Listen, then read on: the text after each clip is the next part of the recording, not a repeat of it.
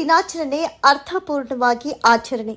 ಕರ್ನಾಟಕ ಕಾರ್ಯನಿರತ ಪತ್ರಕರ್ತರ ಸಂಘ ದೇವರಾಹಿಪ್ಪರಗಿ ತಾಲೂಕು ಘಟಕದಿಂದ ಪತ್ರಿಕಾ ದಿನಾಚರಣೆಯನ್ನು ಅರ್ಥಪೂರ್ಣವಾಗಿ ಆಚರಿಸಲಾಯಿತು.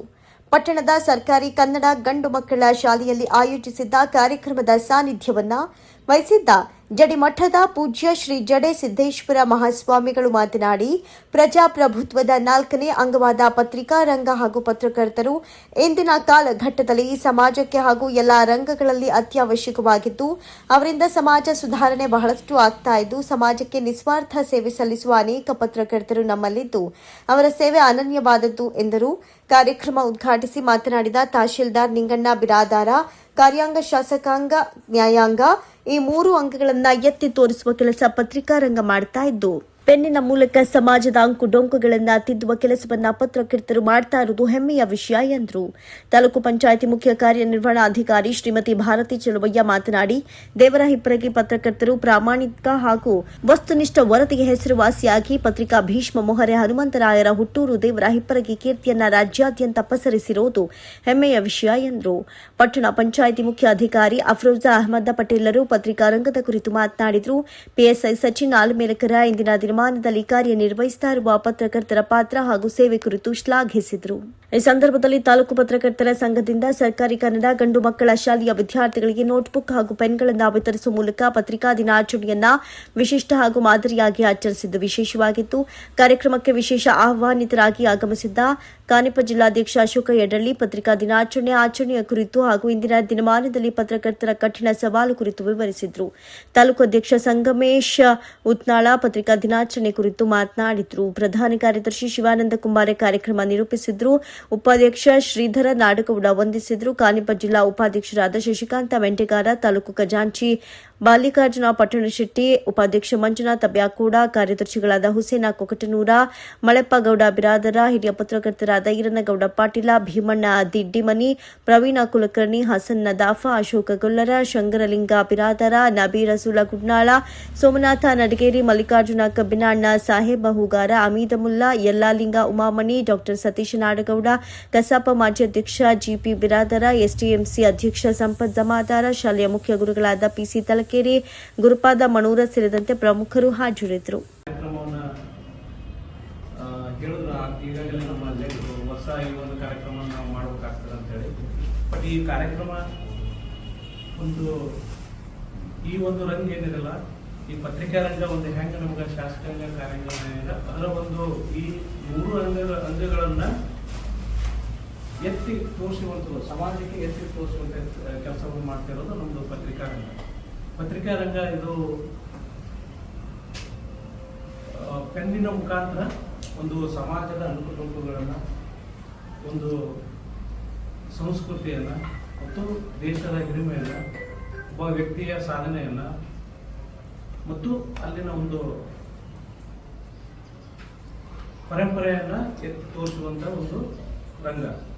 ಅಂದರೆ ಪತ್ರಿಕೆಯನ್ನ ನಮಗೆಲ್ಲ ಗೊತ್ತಿದೆ, ಯಾವುದೇ ಒಂದು ವಿಚಾರನ, ಸುದ್ದಿ ಸಮಾಚಾರಗಳನ್ನು ನಾವು ಪತ್ರಿಕೆಯಲ್ಲಿ ಸ್ವಚ್ಛಂದವಾಗಿ, ಸ್ವವಿವರವಾಗಿ, ನಿಖರತೆಯಿಂದ ಕೂಡಿರುತ್ತದೆ.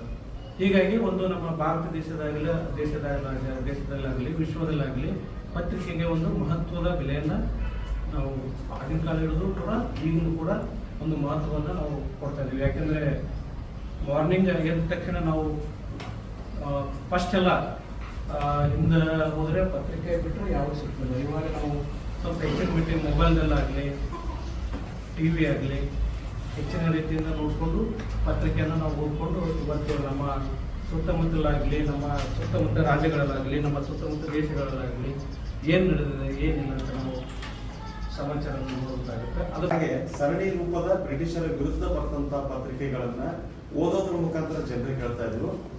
ಆಗ ಬ್ರಿಟಿಷ್ ಆಡಳಿತ ಯಾವ ರೀತಿಯಿಂದ ಬಳಕೆ ಮಾಡ್ತಂತ ಒಂದು ಬೀಜವನ್ನ ಹಾಕಿದಂಥವ್ರು ಜೇಮ್ಸ್ ಅಗಸ್ಟಸ್ ಹಲವಾರು ಸಂಕಟಗಳನ್ನ, ಕಷ್ಟಗಳನ್ನ, ಸರಿವಾಸಗಳನ್ನ ಅನುಭವಿಸಿ ಮತ್ತೆ ಅಲ್ಲಿಂದ ಓಡ್ ಹೋಗ್ತಾರೆ.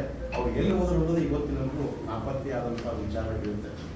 ಯಾಕಂದ್ರೆ ಯಾವ ಪತ್ರಿಕೆ ದೇಶದಲ್ಲಿ ಬೆಳೆದು ಬಂತು, ಕಷ್ಟ ಅವತ್ತಿಂದಲೂ ಇವತ್ತಿನವರೆಗೆ ಅದಂತ ಹೇಳಕ್ ಇಷ್ಟಪಡ್ತೀನಿ. ಪತ್ರಿಕಾ ಲೋಕದ ಕೆಲಸ ಅಷ್ಟು ಈಸಿ ಅಲ್ಲ, ನೋಡೋಕಷ್ಟೇ ನಾವು ಚಂದ ಅನಿಸ್ತಿರ್ತೈತಿ. ಎಲ್ಲಾ ಸರ್ಕಾರಿ ಅಧಿಕಾರಿಗಳು, ಶಾಸಕರು, ಜನಪ್ರತಿನಿಧಿಗಳು ಜನಸಾಮಾನ್ಯರು ನಮ್ಗೆ ಗೌರವ ಕೊಡ್ತಾರೆ. ಯಾರು ಗೌರವ ಕೊಡ್ತಾರಪ್ಪ ಅಂದ್ರೆ ನಮ್ಮಿಂದ ಒಂದು ನಿರೀಕ್ಷೆ ಇರ್ತದೆ. ಇವರು ಸಮಾಜದ ಧ್ವನಿಯಾಗಿ, ಬಡವರ ಧ್ವನಿಯಾಗಿ, ಅನ್ಯಾಯದ ಧ್ವನಿಯಾಗಿ, ಶೋಷಕರ ಧ್ವನಿಯಾಗಿ ಮಾತಾಡ್ತಾರ ಅನ್ನೋ ಒಂದು ಗೌರವ ನಾವು ಉಳಿಯುತ್ತೆ. ಆ ಗೌರವವನ್ನು ನಾವು ಎಷ್ಟು ಮಟ್ಟಿಗೆ ಉಳಿಸ್ತೀವಿ, ಮಾಡ್ತೀವಿ ಅನ್ನೋದು ನಮ್ಮ ಕಾರ್ಯಚಟುವಟಿಕೆ ಮೇಲೆ ಅವಲಂಬಿತ ಆಗುತ್ತೆ.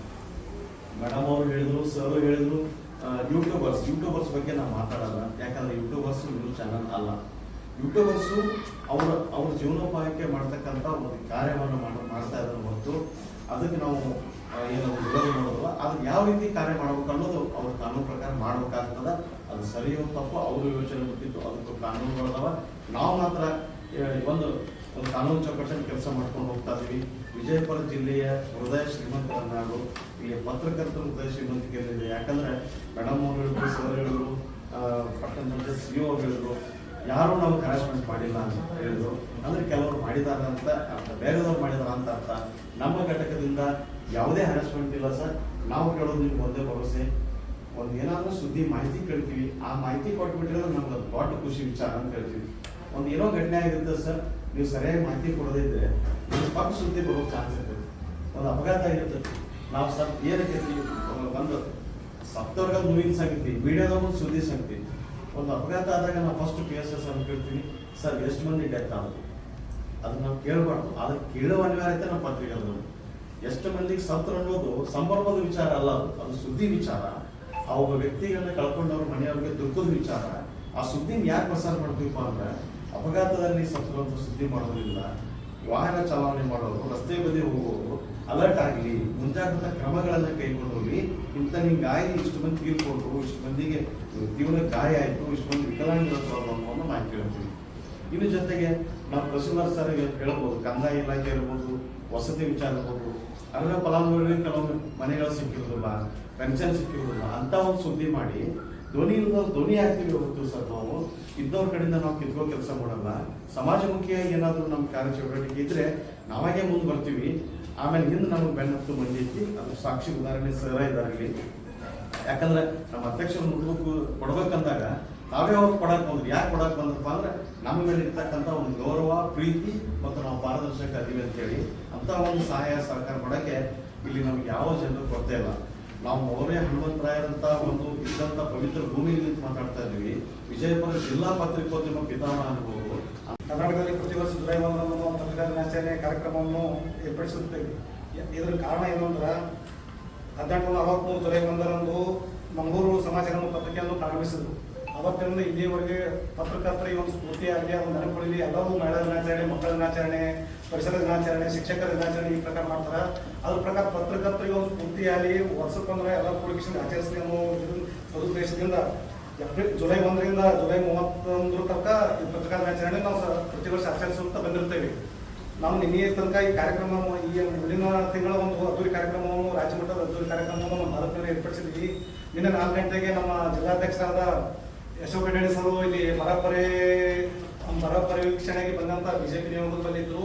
ನಾವು ಬೇರೆ ಒಂದು ಕಾರ್ಯಕ್ರಮ, ಖಾಸಗಿ ಕಾರ್ಯಕ್ರಮ ಇದ್ದ 4 ಗಂಟೆಗೆ ನಾನು ಫೋನ್ ಮಾಡೋದು, ಅಧ್ಯಕ್ಷ ನೀವು ಒಟ್ಟೆ ಪತ್ರಿಕಾ ದಿನಾಚರಣೆ ಮಾಡಿಲ್ಲ, ಎಷ್ಟೊತ್ತಿದ್ರು ನಾಳೆ ಮಾಡ್ಬೇಕಂದ್ರು. ನಾ ಸರ್ ಅದು ಒಂದೇ ದಿನದಾಗ ಯಾಕೆ ಮಾಡೋದು ಅಂತ ಹೇಳಿದ್ವಿ. ಇಲ್ಲ ನೀವು ಮಾಡಲೇಬೇಕು ಅಂತ ಕಟ್ಟು ವ್ಯಕ್ತಿ ನನಗೆ ಹೇಳಿದಾಗ ಆಯ್ತು ಸರ್ ಒಪ್ಕೊಂಡು ಅಂತೇಳಿ ಒಂದೇ ತಾಸ್ನಾಗ ನಮ್ಮ ಪ್ರಧಾನ ಕಾರ್ಯದರ್ಶಿಗೆ ಫೋನ್ ಮಾಡಿದೆ, ಉಪಾಧ್ಯಕ್ಷರ ನಾಡಗೌಡರಿಗೆ ಫೋನ್ ಮಾಡಿದ್ವಿ, ನಮ್ಮ ಖಜಾಂಚಿ ಮಲ್ವಣ್ಣ ಪಟ್ಟಣ ಶೆಟ್ಟಿ ಅವರಿಗೆ, ಹುಷನ್ ಗೋಪಾಲ್ ಫೋನ್ ಮಾಡೋಣ. 2 ತಾಸ್ನಾಗ ಈ ಕಾರ್ಯಕ್ರಮ ಇದು ಮಾಡ್ಕಿಸಿಂದ ನಾವೇ ಪತ್ರಕರ್ತರು ಎಲ್ಲರೂ ಕೂಡಿ ಒಂದು IB ಒಳಗೆ ಕಾರ್ಯಕ್ರಮ ಕೊಟ್ಟು ನಾವೇ ಹಾರಾಕೊಂಡು, ನಾವೇ ನಾಷ್ಟ ಮಾಡಿ, ನಾವೇ ಚಾಪಡು ಇದು ಏನ್ರಿ ಇದ್ರಾಗ ಸ್ವಲ್ಪ ಮಾಡಿಫೈ ಮಾಡಿಕಿಸಿಂದ ಏನಾರ ಪರಿಣತಿ ಮಾಡೋದಂತೇಳಿ ಸರ್ಕಾರಿ ಶಾಲೆಗೆ ನೋಡಿ ನೋಟ್ಬುಕ್ ವಿದ್ಯಾರ್ಥಿಗಳು ಹಂಚಬೇಕಂತ ನಾವು ಸ್ವಂತ ಇದರಿಂದ ನಾವೇನು ಆಗಿ ಇನ್ನೂ ತನಕ ಎಲ್ಲಿ ನಾವು ಪತ್ರಕರ್ತರ ಕಾರ್ಯಕ್ರಮ ಮಾಡೋದು, ಹೋಸಲ ಒಂದು ಅದ್ದೂರಿ ಕಾರ್ಯಕ್ರಮ ಮಾಡಿದ್ವಿ, ಪ್ರಧಾನ ರಾಜ್ಯ ಮಟ್ಟದ ಕಾರ್ಯಕ್ರಮ ಮಾಡೋದು, ಎಲ್ಲಿ ಯಾವುದೇ ಕಚೇರಿಗಳಿಗೆ ಎಲ್ಲಿ ಇದು ಮಾಡಿದ್ವಿ. ಅದೇ ಪ್ರಕಾರ ಸ್ವಂತ ಇದ್ರ ನಮ್ಮ ಸಂಘದ ವತಿಯಿಂದ ನಾವು ಎಲ್ಲರೂ ಪರೀಕ್ಷೆ ಮಾಡಿದ್ವಿ. ಮತ್ತು ಅದೇ ರೀತಿಯಾಗಿ ಪತ್ರಿಕಾ ಭೀಷ್ಮ ಹುಟ್ಟಿದಂಥ ನಮ್ಮ ದೇವರಪುರಿಗೆ ಸಂಯುಕ್ತ ಕರ್ನಾಟಕ ಮೂಲ ಪೇಪರ್ ಸಂಸ್ಥಾಪಕ ಮೊದಲನೇ ಹನುಮಂತರಾಯರು ಅಂತ ಊರಿನ ಪತ್ರಕರ್ತರ ಆಯ್ಕೆಯಿಂದ ನಾವು ಕಾರ್ಯನಿರ್ವಹಿಸೋದು ನಮಗೊಂದು ಸೌಭಾಗ್ಯ ಸರಿ. ಅಂತ ಕಾರ್ಯಕ್ರಮವನ್ನು ಯಶಸ್ವಿಗೊಳಿಸಿ ಅವರೆಲ್ಲರಿಗೆ ಹೆಸರು ಮೊರೆ ಹನುಮಂತರಾಯರ ಹೆಸರು ಇನ್ನೊಂದು ಸ್ವಲ್ಪ ಹೆಚ್ಚಿಗೆ ಬರೋಂಗ ನಾವು ನೋಡ್ಕೊಳ್ಳೋದು ನಮ್ಮ ಕರ್ತವ್ಯವಾಗಿದೆ. ಇದು ಎಲ್ಲರಿಗೂ ನಾವು ನೀವು ಕೂಡ ಮಾಡೋಣ. ಕಾರ್ಯಕ್ರಮಕ್ಕೆ ಆಗಮಿಸಿ ಎಲ್ಲ ಶೋಭದಂತ ಎಲ್ಲ ಗಣ್ಯರಿಗೆ ಇನ್ನೊಮ್ಮೆ ಹೊಂದಿಸುತ್ತಾ ನನ್ನ ಫಂಕ್ಷನ್ ಒಳಗೆ ಕರೆದಿದ್ದಕ್ಕೆ ಒಂದು ಖುಷಿ ಆಗತೈತಿ. ಯಾಕಂದ್ರೆ ನಾವು ಸಾಕಷ್ಟು ಬೇರೆ ಕಡೆ ಎಲ್ಲ ಜಿಲ್ಲೆ ನೋಡೇವಿ. ಈ ರೀತಿ ಒಂದು ತಾಲೂಕಿನ ಒಂದು ಒಳ್ಳೆ ಸಂಘಟಿತವಾಗಿ, ಒಂದು ಒಳ್ಳೆ ವ್ಯವಸ್ಥಿತವಾಗಿ, ಒಂದು ಪ್ರೊಫೆಷನಲಿಸಮ್ ಆಗಿ ಕೆಲಸ ಮಾಡುವಂತ ಪತ್ರಿಕಾ ಸಂಘ ಎಲ್ಲೂ ನೋಡಿಲ್ಲ. ಯಾಕಂದ್ರೆ ಬಹಳಷ್ಟುಗಳು ಈಗ ತಾವು ಇರ್ತಾರ, ಬಹಳ ಯೂಟ್ಯೂಬರ್ಸ್ ಅವ್ರು ಇವ್ರು ಹೇಳಿ ಸುಮ್ಮನೆ ಅದೊಂದು ಬೇರೆ ಇದು ಒಂದು ಉದ್ದೇಶ ಇಟ್ಕೊಂಡು ಆ ರೀತಿ ಕೆಲಸ ಮಾಡ್ತಾ ಇದ್ದಾರೆ. ಬಟ್ ಇಲ್ಲಿ ನಾವೆಲ್ಲ ಎಲ್ಲರ ಜೊತೆ ಒಡನಾಟ ಇಟ್ಕೊಂಡು ನಮ್ಗೆ ಗೊತ್ತಾಗಿ ಆ ರೀತಿ ಯಾವ್ದು ಉದ್ದೇಶ ಇಲ್ಲ, ಯಾವ್ದು ದುರುದ್ದೇಶ ಇಲ್ಲ. ಸೊ ಅದೊಂದು ಖುಷಿ ಆಗುತ್ತೆ. ನಮ್ದು ಏನೇ ಸಮಸ್ಯೆಗಳಿದ್ರು ಕೇವಲ ಜಸ್ಟ್ ಒಂದು ಮೆಸೇಜ್ ಮಾಡಿದ್ರೆ ಸಾಕು, ಅದಕ್ಕೆ ಇಮಿಡಿಯೇಟ್ಲಿ ಸ್ಪಂದನೆ ಮಾಡ್ತಾರ. ನಮ್ದು ಏನೇ ಮಾಹಿತಿ ಇದ್ರು ಏನೇ ಹಾಕಿರ್ತಾರೆ ಇಮಿಡಿಯೇಟ್ಲಿ ಹಾಕ್ತಾರ. ಸೊ ಅದೊಂದು ನಮ್ಮ ಒಂದು ಒಳ್ಳೆ ಸೌಭಾಗ್ಯ ಅನ್ಕೊಂಡು ಮುಂದೆ ಇದೇ ರೀತಿ ಎಲ್ಲರೂ ಕೂಡಿ ಒಂದು ಸಮಾಜದಲ್ಲಿ ಒಂದು ಒಳ್ಳೆ ಕೆಲಸ ಮಾಡುತ್ತಾ ನಾವು ಇದನ್ನು ಒಂದು ನೋಟ್ಬುಕ್ ವಿತರಣೆ ಮಾಡ್ತೀವಿ ನಮಗೆ ಯಾಕಂದ್ರೆ ಎಲ್ಲಾ ಫಂಕ್ಷನ್ ನಾವು ಮೇಡಮ್ ಹೇಳಿದ್ರೆ ಎಲ್ಲಾ ಫಂಕ್ಷನ್ ಅಟೆಂಡ್ ಆಗ್ತೀವಿ, ಎಲ್ಲಾ ಫಂಕ್ಷನ್ ಏನೋ ಮಾಡ್ತೀವಿ. ಇಂಥ ಒಂದು ಪತ್ರಿಕೆ ಫಂಕ್ಷನ್ ಮಾಡಿದ್ರೆ ನಮಗೆ ಬಹಳ ಸಂತೋಷ ಇರ್ತಿತ್ತು. ಆದ್ರೆ ಯಾಕೋ ಹೇಳಿಲ್ಲ ಸರ್, ಏನೋ ಹೇಳಿದ್ರೆ ನಾವು ಪ್ರಿಪೇರ್ ಆಗ್ತೀವಿ. ನಾನು ಯಾಕೆ ನಾನು ಹೆಚ್ಚಿಗೆ ಮಾತಾಡಲ್ಲ, ಯಾಕಂದ್ರೆ ಮೇಡಮ್ ಎಲ್ಲ ಹೇಳ್ಬಿಟ್ಟು ತಹಶೀಲ್ದಾರ್ ಸರ್ ಎಲ್ಲ ಹೇಳ್ಬಿಟ್ಟಿದ್ದಾರೆ. ಅದಕ್ಕೆ ಎಲ್ಲರಿಗೆ ಧನ್ಯವಾದ.